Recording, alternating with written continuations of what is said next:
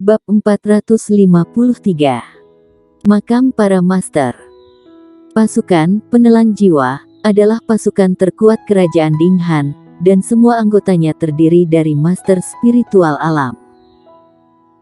Kerajaan Dinghan menghabiskan 1/5 dari pendapatan perbendaharaan negara setiap tahun untuk mendukung pasukan ini, dan karena itu, pasukan ini dapat membuat sekte-sekte super waspada.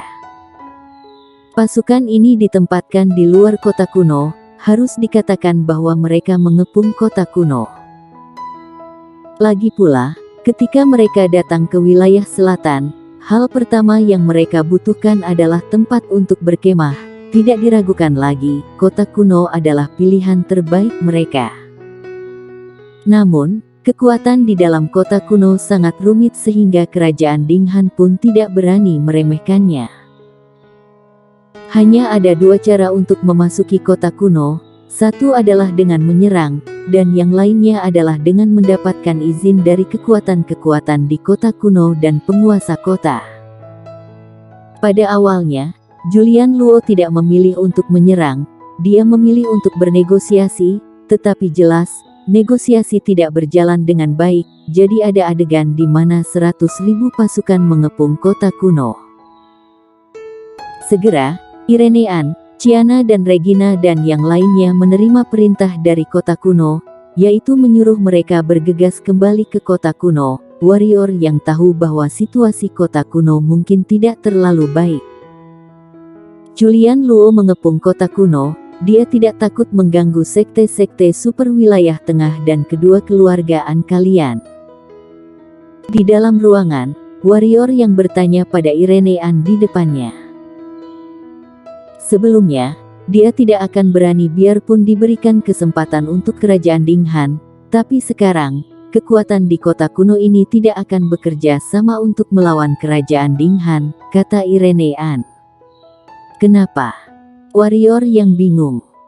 Kelahiran Raja Manusia berarti benua akan segera bersatu, dan berapa banyak orang yang bersedia menyinggung calon penguasa benua. Selain itu, kekuatan ini awalnya bersatu dan menjaga kota kuno ini demi Menara Naga, tapi sekarang, semua orang tahu bahwa naga putih Menara Naga telah meninggalkan Menara Naga. Tanpa manfaat ini, kota kuno tidak ada gunanya bagi beberapa sekte super, karena manfaat di dalam kota itu pada dasarnya telah dikuasai sepenuhnya oleh kedua keluargaan dan penguasa kota. Jadi, yang akan melawan kerajaan Dinghan, takutnya hanya keluargaan dan penguasa kota kuno. Kata Irenean. Bisakah kalian menghentikan mereka? Warrior yang berkata dengan sungguh-sungguh, 100.000 master alam spiritual, aku khawatir master alam kaisar pun bisa cacat. Apa yang kalian gunakan untuk melawan pasukan ini? Jangan meremehkan keluargaan dan kediaman penguasa kota kuno. Irenean berkata pelan, kami bisa bertahan selama ribuan tahun, maka kami secara alami memiliki warisan kami. Jika benar-benar harus berjuang, kami bertiga akan bekerja sama untuk membasmi pasukan ini, itu tidak terlalu sulit. Mereka menyuruh kami kembali karena mereka khawatir kerajaan Dinghan akan mengerahkan pasukan atau masternya ke wilayah selatan. Warrior yang terdiam, lalu berkata, aku akan kembali dengan kalian. Irenean melirik warrior yang tanpa diduga, dan berkata, kenapa? Bagaimanapun, kita bisa dianggap sebagai teman sekarang. Warrior yang tersenyum, karena kita adalah teman, saat teman dalam kesulitan, bagaimana mungkin aku tidak membantu? Meskipun aku hanya satu orang, selama kamu membutuhkanku, aku tidak akan menolak.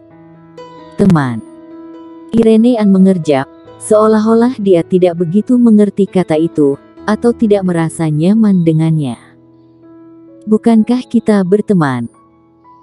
Warrior yang berkata, begini, jika kita bersaing sekarang dan aku kalah, kamu memiliki kesempatan untuk membunuh aku, dan kamu akan merasa bahwa aku tidak berguna bagi kamu seperti sebelumnya, lalu kamu akan membunuhku.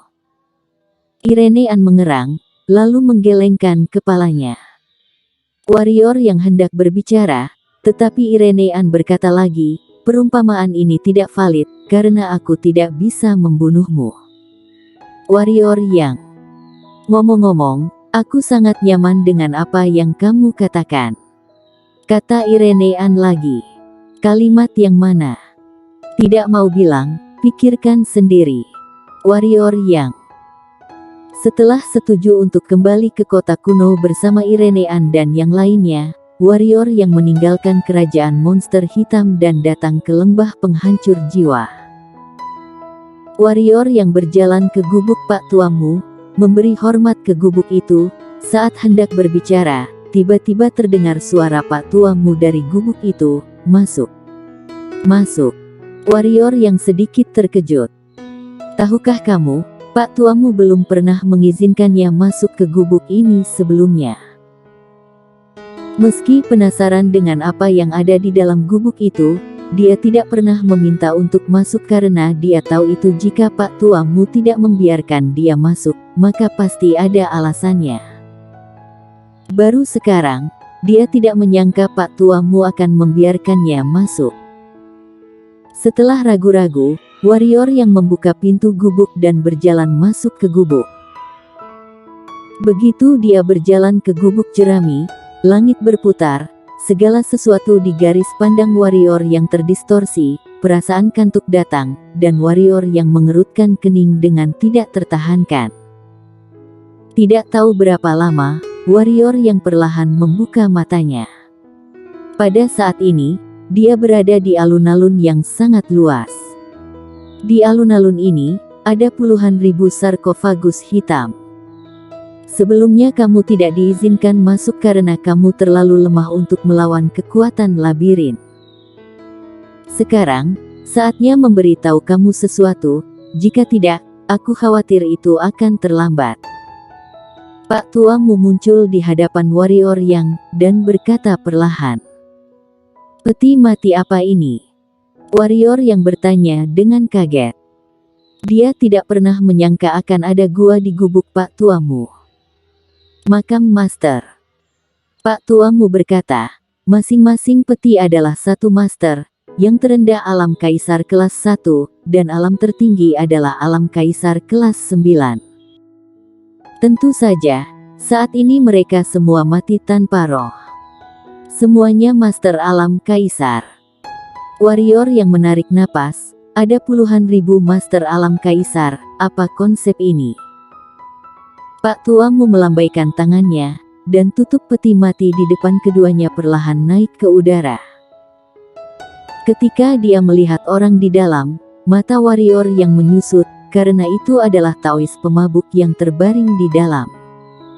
Alam Kaisar peringkat 5 berani menerobos jalan langit, hei, itu benar-benar bunuh diri.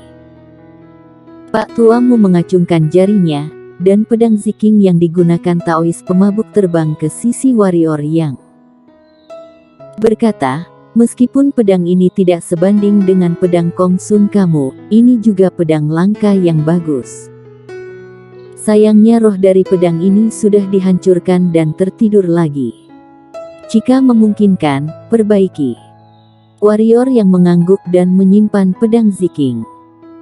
Meskipun dia tidak membutuhkan pedang ini, dia bisa memberikannya kepada Sheila King. Dengan pedang ini, keselamatan Sheila King akan lebih terjamin. Warrior yang ragu-ragu, lalu bertanya, Pak Tuamu, apa sebenarnya jalan langit? Mengapa Master Alam Kaisar seperti semut di depannya? Pak Tuamu terdiam beberapa saat, lalu berkata, jalan langit, awalnya dibuat oleh hukum dunia untuk membatasi kemunculan Master Alam Suci, karena setiap kali Master Alam Suci lahir, itu adalah bencana untuk dunia ini. Ketahuilah, energi spiritual dan sumber daya yang dibutuhkan oleh Master Alam Suci sangat mengerikan. Terlalu banyak Master Alam Suci yang muncul, akan membuat dunia ini tidak tahan. Untuk membatasi kemunculan Master Alam Suci dan untuk melindungi dunia, jalan langit diciptakan. Berbicara tentang ini, wajah Pak Tuamu tiba-tiba muram dan berkata, "Tapi, entah sejak kapan, apa yang disebut jalan langit telah berubah maknanya." Berubah. Warrior yang mengerutkan kening, apakah jalan langit saat ini berbeda dengan jalan langit sebelumnya? Pak Tuamu mengangguk dan berkata, "Saya kira jalan langit saat ini, harus dikatakan bahwa hukum surga di dunia kita telah dihancurkan. Dan apa yang disebut jalan langit, yang ada sekarang hanyalah tangan hitam yang mengontrol di belakang layar." Kelopak mata warrior yang berkedut dan berkata, "Ada orang yang menguasai jalan langit." "Senior, ini tidak mungkin, karena jika ada yang mengendalikan, maka kekuatan orang ini setidaknya harus mencapai alam suci. Dengan kekuatan alam suci, benua ini sudah tak terkalahkan, kenapa dia harus melakukan ini?" Pak Tuamu berkata, "Aku awalnya mengira itu sama seperti yang kamu pikirkan, tetapi ternyata tebakan aku mungkin benar.